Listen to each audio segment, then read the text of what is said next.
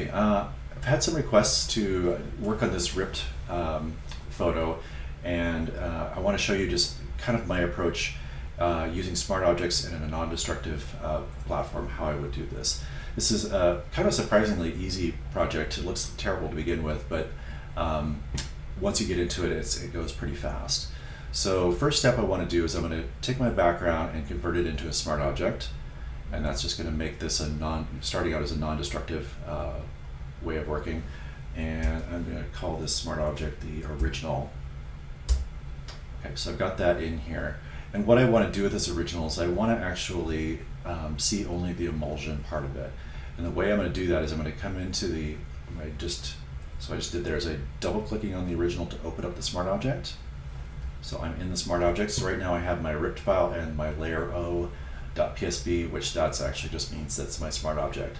And then I'm going to use the quick select tool here and make a selection. And I'll show you kind of like two ways to approach this. So I made the selection of this area right here, and because what I want to do is actually select all the different pieces and put them back together like a puzzle. So I got this area selected, and usually when I create a selection, I want to run the selected mask and just see if I can make this selection any better. So looking at my selected mask here, what I often do is I will click on the smart radius and tell it to go about 3 pixels, and then just kind of see if that helped anything. So you see I've got a little bit of a white halo around here, and I don't really want that, but if I go up about 3 pixels, it kind of helps get rid of that. So I'm just going to say OK, and now my selection is that refined selection. And if I mask this, you'll see that I have this single piece. But this is my original, and I don't want to mask just one piece. I want to mask all of the pieces. So I can either go through and try to select them all at once, or I'm just going to go through and select them one at a time. And I'll show you how to do this. So I've got the first one selected, and what I did here was this mask that I created. I can turn it on and off by holding the shift key down and clicking on it. So I just turned it off. And now I'm going to click on the layer itself here, and I can tell because it's got the brackets around it, and I'm going to make a selection from this layer again. So I'll go in and create this selection, and grab that part, and then I'm going to do the selected mask real quick. Same thing, smart radius, maybe about 3, looks a little better. Say OK. And so now what I can do is if I turn this mask back on, you can see that I can't see this area, but this in the channel, what that mask is it's just a black and white layer, or black and white channel, and I have a perfect selection right in here. So if I go in and just fill this with white, and I can go in and just say edit, fill with foreground color, or I can say with white, and say OK. Oops, I gotta make sure that my layer is selected here. No, white. Okay, so now it filled that area with white. I can see what it looks like. I can even go and like refine the selection a little bit more. Like I can see there's some areas missing, whatever, but I'm not gonna worry about that right now. So go to RGB, click, and now you can see that now my mask, I've added this piece to that mask. So hopefully that makes sense. I'm going to do it a few more times, and hopefully by the time I get done, all this will make more sense. So I turn the mask off again, and I'm going to use the quick select tool and grab the next part.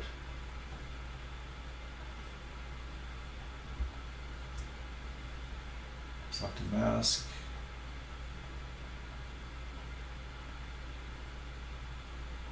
Radius.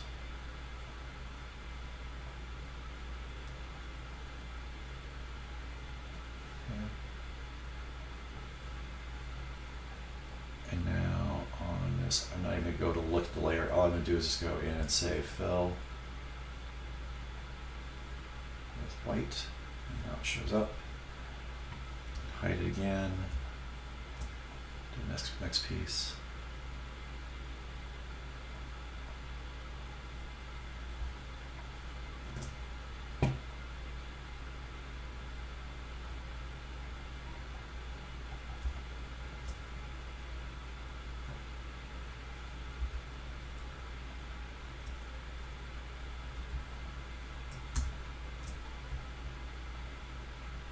actually I left part of the selection on here, so I'm just going to get rid of that.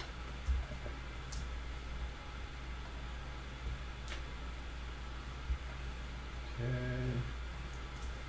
And notice that this piece is actually going underneath the other one. That's inconvenient. Okay. Select a mask. Radius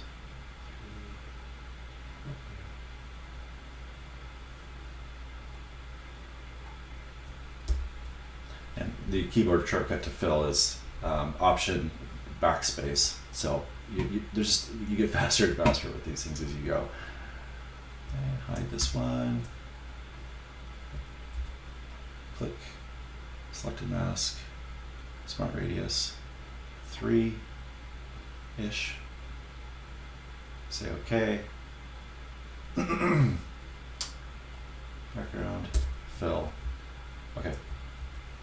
And I'm just going to look at the channel real quick, and I just want to make sure that it looks basically correct. You can see like there's this big hole missing right here, so I can go in with my brush and let's paint this to white so that I don't have this weird hole. And I'll do this usually when I'm working on a project, to just look at the mask and see if I see anything obviously off, or if I need to do some more refinement. If your mask looks good, chances are everything else is going to be good. Your mask can even look not so good, other things will look good, but so I always just check it and make sure it's okay. Okay, so I've got this created. Oh, and I see I missed a part here. Boom. Turn this back on. Oops.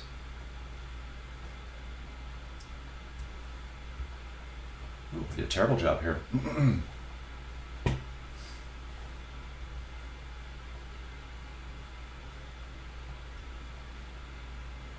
That's okay though. So you can see I just selected those areas. Boom, fixed. Still missed a little bit of that.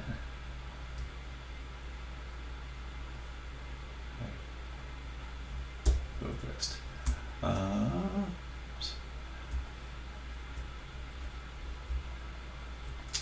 Okay, so I am going to save this smart object and come back in. So now my smart object, my original, is essentially masked out. I could spend more time on it refining it, but you'll kind of get the point here. So what I'm going to do now is I want to separate these pieces out, and the way I'm going to do it is I'm just going to take this original and I'm going to make duplicates of it, and those duplicates are going to be for each of these spots, and I'm going to make this even faster by selecting 2 and duplicating, whoops,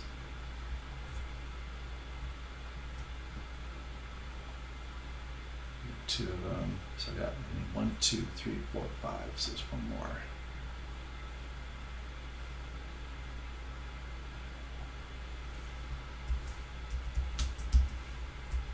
Top left.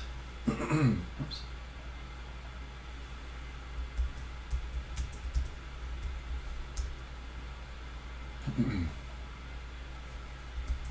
Top right.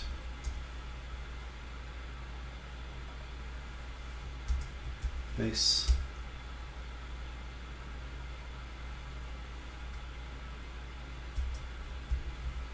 Just try to name them so that I know what I'm dealing with here.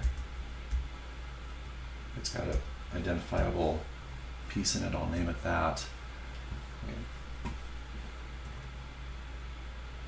So now these are smart objects, but they still, each one of these basically is its own set of puzzle pieces, but I don't want them all to be their own set of puzzle pieces. So what I'm going to do is I'm just going to create a quick little mask for each one and just eliminate the other pieces essentially.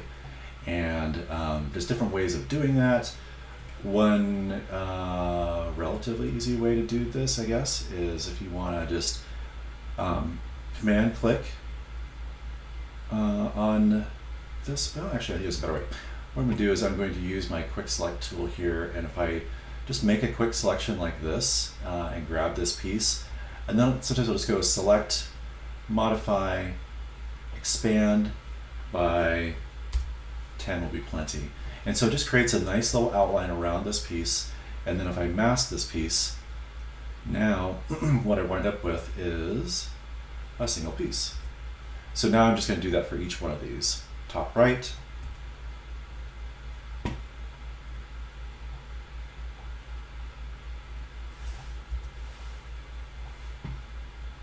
Mask, face.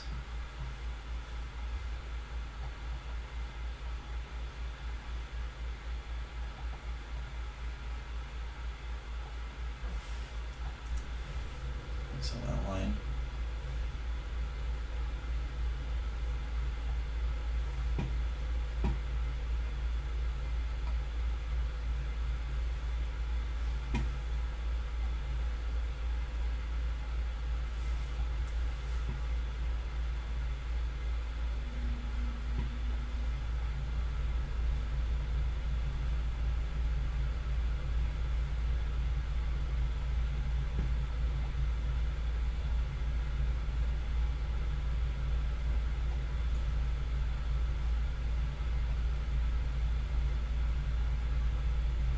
Okay.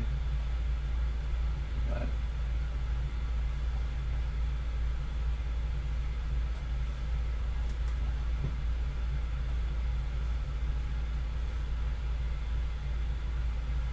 Okay. So all the pieces are basically separated out now. And so now I can start moving these pieces around and getting them into place. Right off the bat, this top left one, it looks to me like it's pretty close to being straight. So I'm just going to basically leave that one alone, and we'll start lining up other things to this. First, what I'm going to do is I'm going to do the hat one down here. I'm going to work with the bigger piece. Oops. Hat. There we go. Oops. Actually, I want to work with the, I think it's named.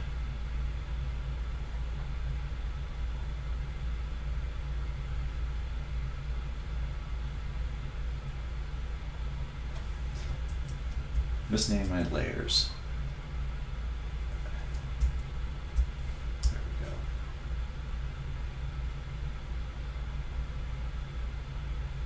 Okay. So I'm going to do hat. Okay. Okay, so now I want to just get this into place. When it goes to transforming this, because I've created a mask over the whole thing, it looks a little weird because I've got this big, huge area to transform, but that's not a big deal. What I'm going to do is I'm just going to move, I like to just move this so that I can get some area, some spot where I know it needs to line up, or someplace that it's obvious where it lines up. So I could do the edge of the photo here, or I can do right at this line here that's in her dress.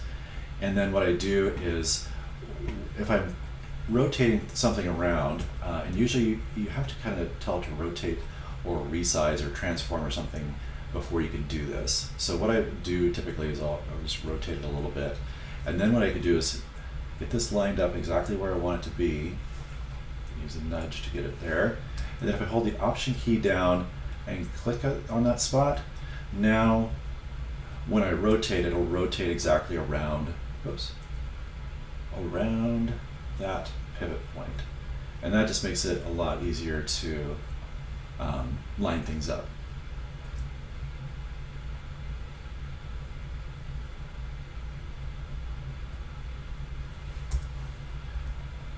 And then I might even want to, with this one, oops, just make sure that this is a straight edge here when I line it up. That looks fairly close. We can adjust it later. Okay.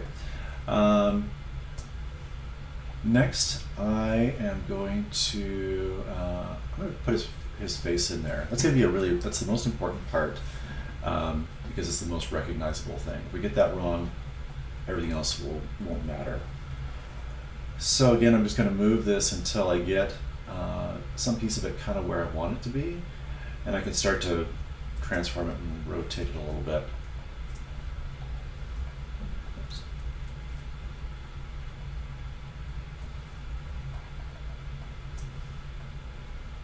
Start lining it up. So I'm going to lock it in there. Oops.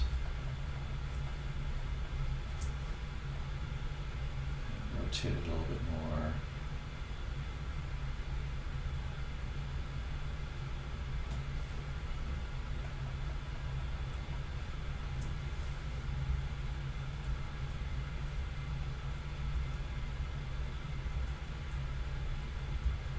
Scoot it around, you can almost see it come back together. If I like the way his face is looking here, I might just go lock it in and then just look at the rest here to see, if his face is looking good there. If I rotate it at all, like is the rest of the piece fitting? Because even if I move his face a little bit, it doesn't matter too much because I've got it locked in.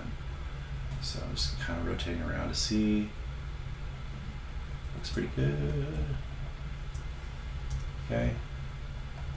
I'm going to do the next big piece here where his hand is. Rotate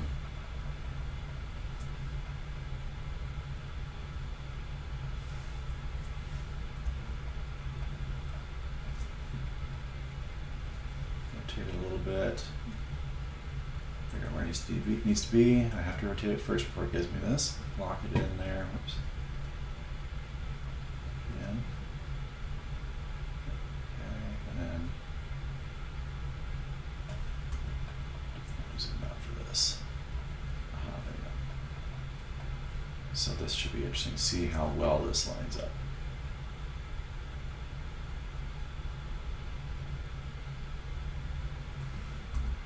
So I've got a pivot point down below, but I'm going to change the pivot point to his face here somewhere. Maybe right. Gosh, where do we want to be here?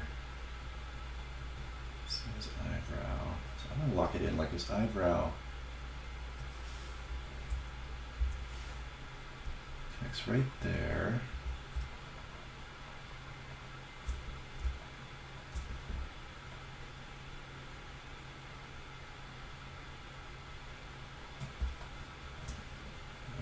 The rest of the photo.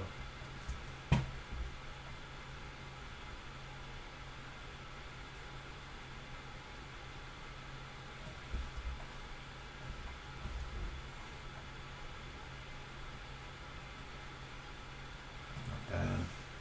Okay. And then top right is our last piece.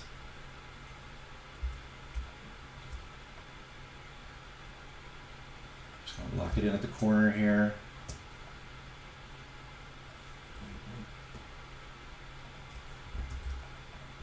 And rotate it.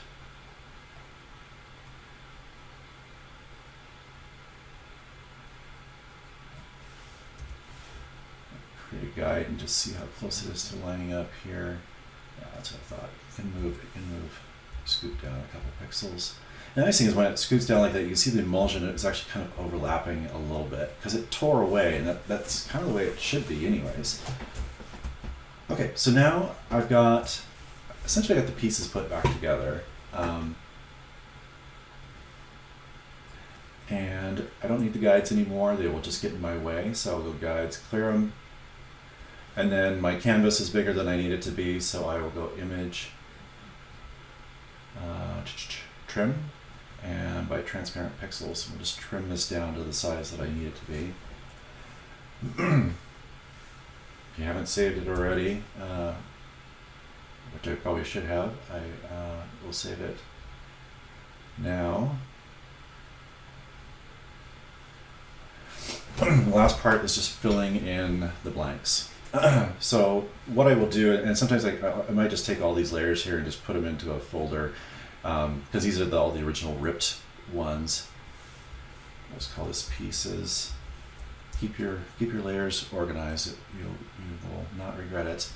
And then what I want to do next is I want to basically fill in the blanks here. And what I'm going to do, some of this is a little bit weird and tricky about how it's going to work. I'm going to worry about the big pieces first and see what we can do with that.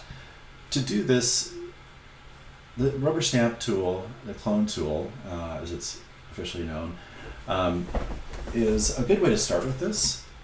But I want to get it set up the correct way. So when I do this with the clone stamp tool, what I want to do is I want to make sure that you're first sampling all the layers.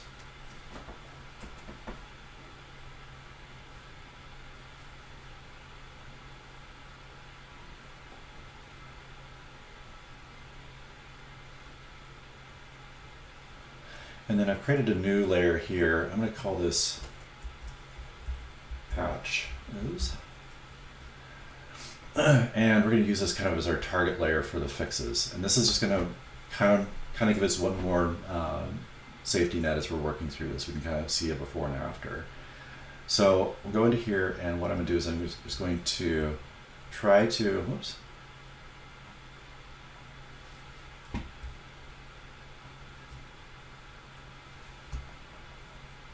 Try to bring this back together. So anywhere there's like a line, like on this chair here, I might grab here and then come in and just go, okay, I know this line probably continues down, paint it down, check the shadow here, line it up, paint it in, look for any other lines. They're hard to see sometimes, but if you try to line them up, your eye will start to put it back together again.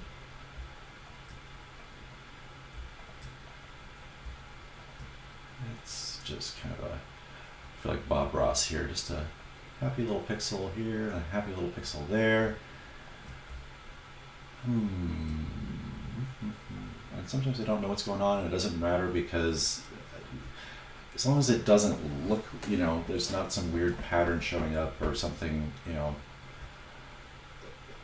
if you don't notice it with your eye, then it's correct. You're never gonna be able to get the original photo back, but if you can hide this in a convincing way, that's all you need to do. Just extend what's already there in a believable way.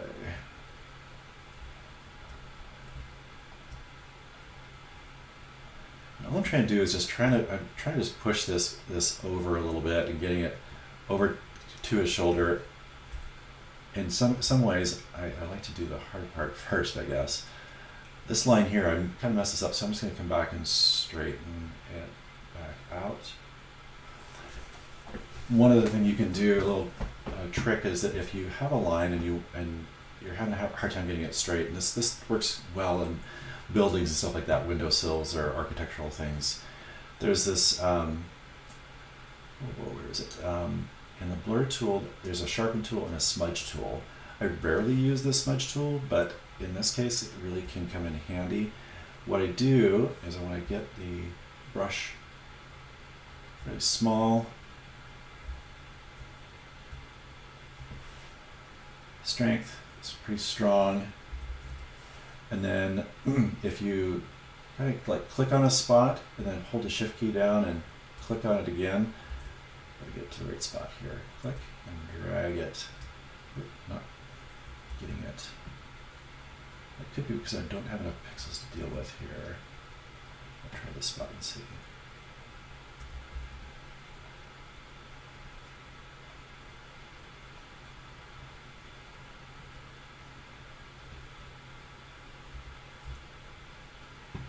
Yeah, I think. Oops. I'm gonna kind of leave it there for right now. I don't want to spend too much time messing with it. Create a shoulder. This is the easy part, because it's just a blob. I fill in the edges sometimes, just get that kind of working. If I can get the edges filled in, you know, it's his shirt, his jacket. It might have a few little bumps and stuff in it, little irregularities. Once I've kind of got this figured out, what I will do is, I'm actually a little more area here. I'm basically just going to leave a hole in the center.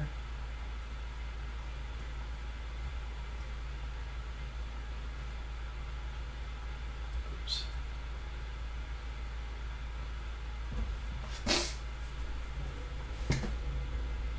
Okay, once I've got this is a little bit of a strange part, because the content aware fill tool, doesn't work with smart objects yet. At some point, I'm sure Adobe will get that working, but at this point, they haven't fixed it. So the only thing that I can do, this is a total against my better nature, but it's my only choice, is what I wind up doing is I just select this whole area that it's like, okay, this area is working now. I will select that area. I will do a copy merged. What that does is it copies every layer below it. And then I will just say edit, paste in place. And I'm going to turn off all the other layers so you can see what I've got now. So what I did is I just copied this part of the photo. And what I'm going to do now is I'm going to, I can even go in here and select, oops. Well, I'll just do the lasso tool here. Lasso this.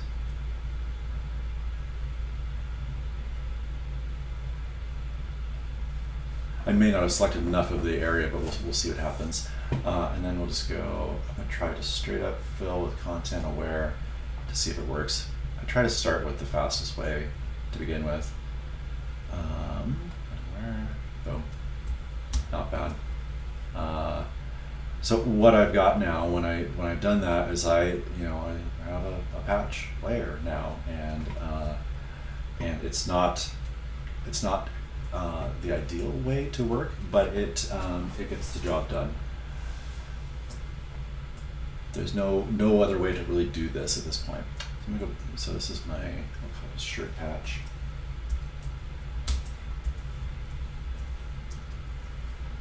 Okay. Same thing up here. This one is going to be a lot of clone stamping. I'm going to start with the lines that I can find here first. This, whatever this architectural element is here, I'm just going to like sample down right on the line, come up right on the line up here, and just paint straight up. And you'll see that it's like it magically appears up here.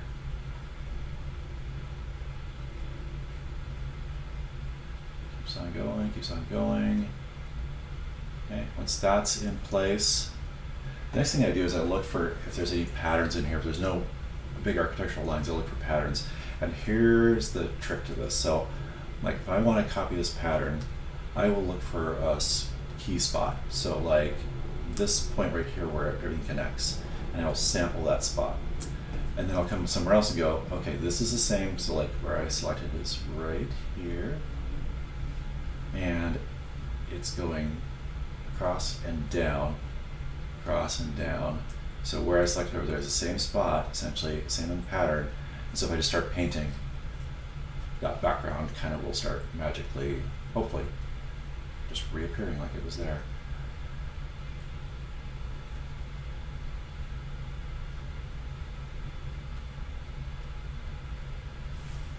Brush bigger, make things go faster here.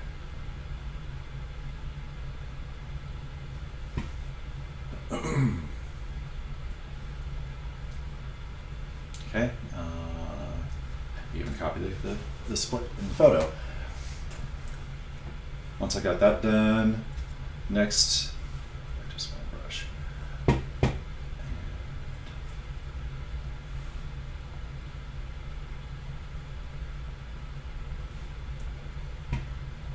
Okay.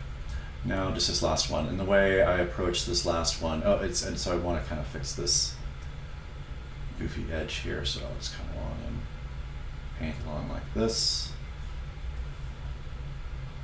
And I'm just going to select those pixels and delete them. I didn't really mean to get that crazy with it.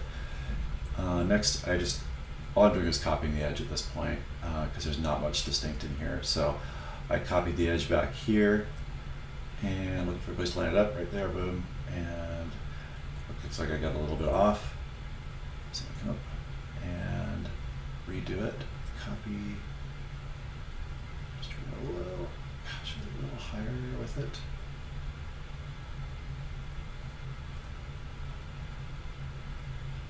Okay. And then I can do the same thing as I did in the other spot. I mean, I can come in and clone stamp this whole thing if I want to. Yeah, maybe I'll do that. Maybe I'll just clone stamp it. Where it gets weird is just in this area where it kind of comes together. And you just have to look at what's going on there and go, yeah, I'll just take some pieces and parts and make my own mess as long as it looks. And where you get like this, where you get like a repeated, like this element here is repeated twice, just, you know, go in and just make it look like it's not a repeated pattern. Okay, let me zoom out, see what we got here. So there's this one down here. This should be relatively easy. It's small. In places like this where it curves a little bit, that's where your clone stamp tool can come in, and what you can do is you can change the angle just a little bit, and just, I mean, a little bit. And I'll see what it did here. Okay, so if I turned it, so I want to go -3, we'll try that. And what I'm doing is I'm taking where it samples here, and I want it to turn because it's a circle. Oh, I did it the wrong way.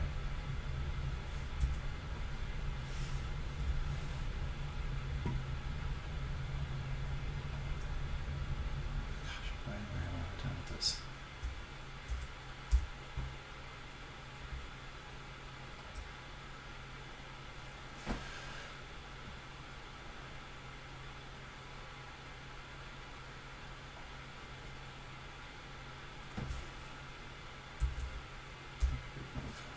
What's going on? Okay.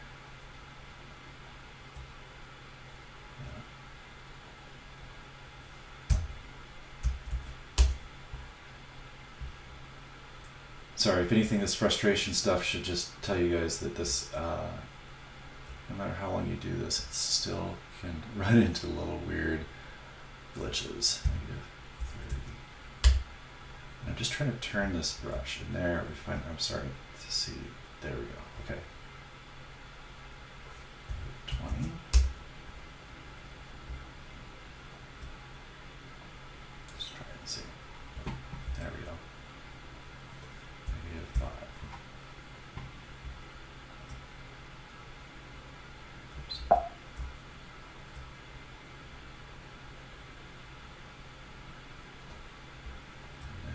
come back to the other side of it. Okay, that was way too much effort for that little tiny thing, but that's okay.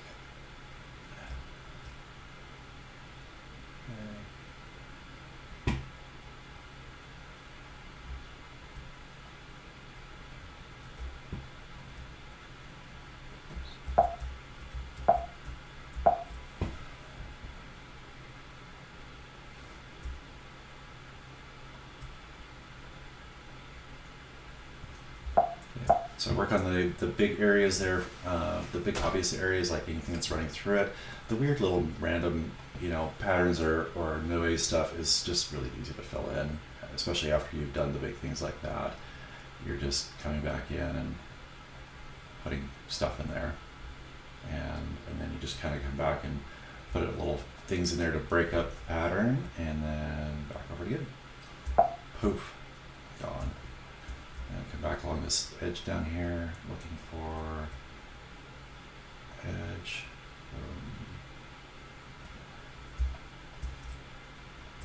Good enough. I'm gonna drag this edge out a little bit further. It's good to talk to yourself while you're doing this. Okay, all right. Now, back out. That's just his face. Good. Best for last.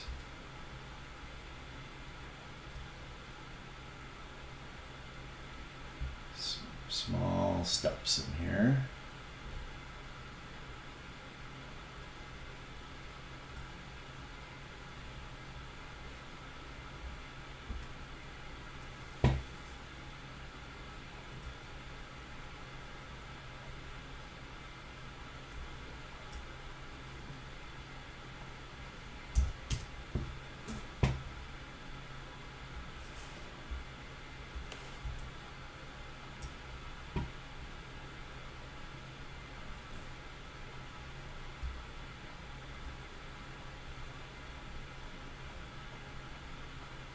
This is where I'm just kind of coming in and just dotting the mouse, just clicking little pieces to add it in because it's splotchy, and I want to kind of emulate that.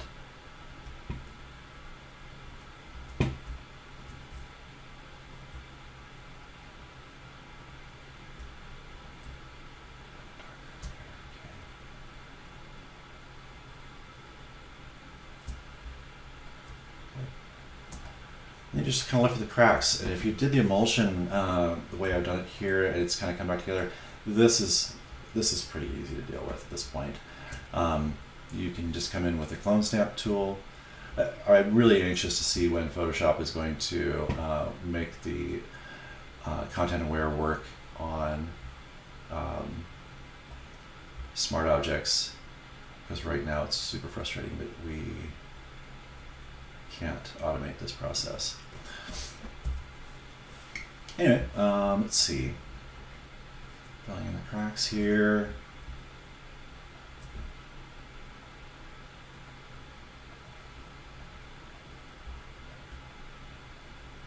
You can definitely go crazy with this, and one of the things too is I don't, if I was doing this professionally, I would want to talk to whoever it was to go, how much do you want me to fix? For one thing, how much time and money do you want to spend? And then also, the more you fix, the more you're altering the original photo. And so sometimes it's good to be conservative with the repairs that you do. I think I showed in class already, repairing, like, getting rid of some of the color distortion in here. That's easy enough to do. If I want to just make an adjustment layer, I can do like a black and white adjustment layer. And in that black and white adjustment layer, what I'm doing is I can convert different colors to different tones of black and white. So where it's kind of this yellowish red, what I can do in my black and white when I make an adjustment in here is I can tell well, first of all, I like to figure out if it's going to work. I'll take the sliders and I'll just kind of run them back and forth and see, okay, is it having an impact? Yeah, the yellow's definitely having an impact in there. So I might tell the yellow, but the other things too is, like, is it impacting more than the area I want to have an impact? I have to want to watch out for that too. So yeah, it's definitely having an impact there, but it is impacting other areas too. So I want to be careful. Red is not impacting those other areas nearly as much. Go back to where I was to begin with. So the red, I'm going to move that red, and you see that those areas just start to disappear. And you see green has, green, almost no impact. Cyan, a little bit. In fact, you can see how if I do an adjustment there, I can actually kind of hide some of the cracks a little bit. Same thing with the blue. I can kind of hide some stuff. Magenta, let's see, it's odd. Magenta, oddly, it doesn't have much of an impact. I'm going to move the yellow up a little bit. And I'm going to just 10 more. Okay. And then do a before and after. Okay, so I've changed that.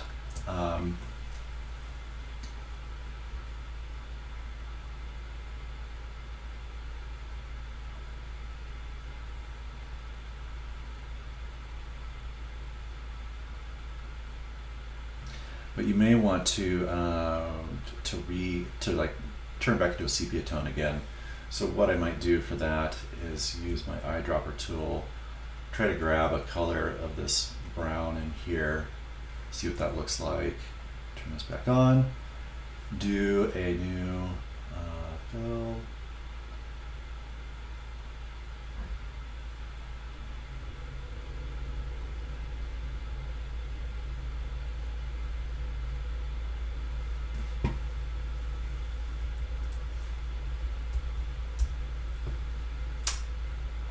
Color, multiply.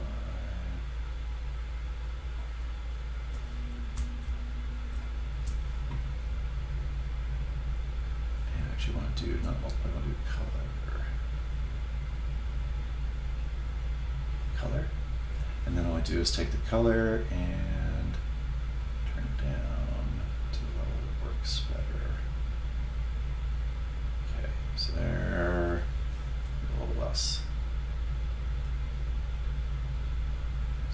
turn these two layers off.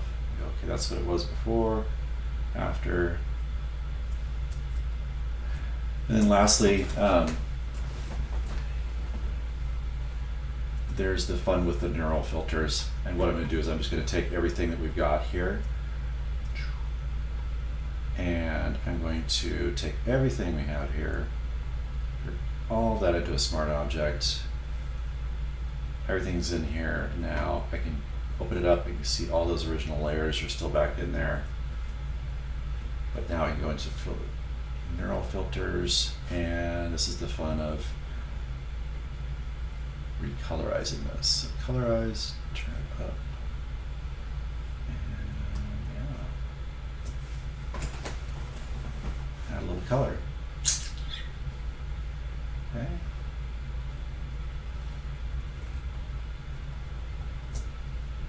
Just anything that's looking, you know, odd in here. Again, I working in this non-destructive platform where I can go back into the originals in here and go, okay, is there anything off? Like this area looks like it's a little bit off in here. Where is it off? Is it off? Do I need to move the original photo around? Is the mask wrong? Because if the mask is wrong, I can still back up into the original photo here. And if I turn this off, this is the same photo that I started with, exactly the same photo. Once I turn this off.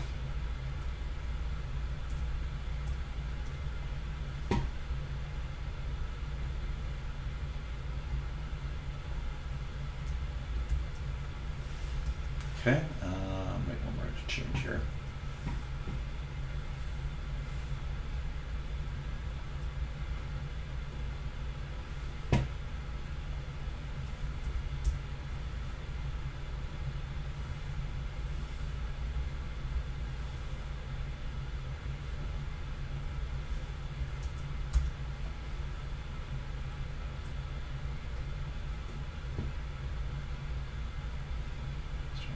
This a little bit.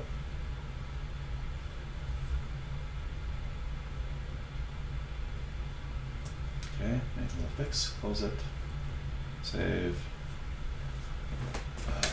and there we go. Not a lot, didn't spend a lot of time in the little details and stuff like that. There are more things that you can obviously do to make this even better.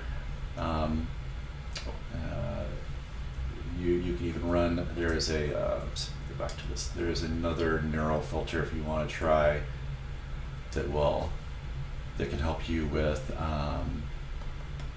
where's that here? Scratches,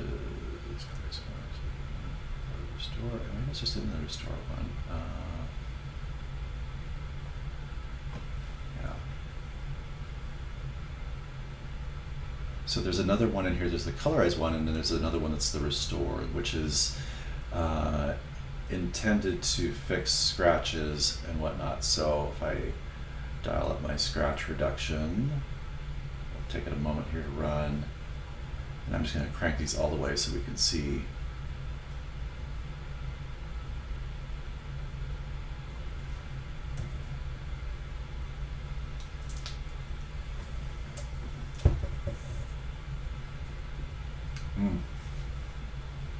Neural filters don't always work so well. That's why these are experimental. You never know what you're going to get.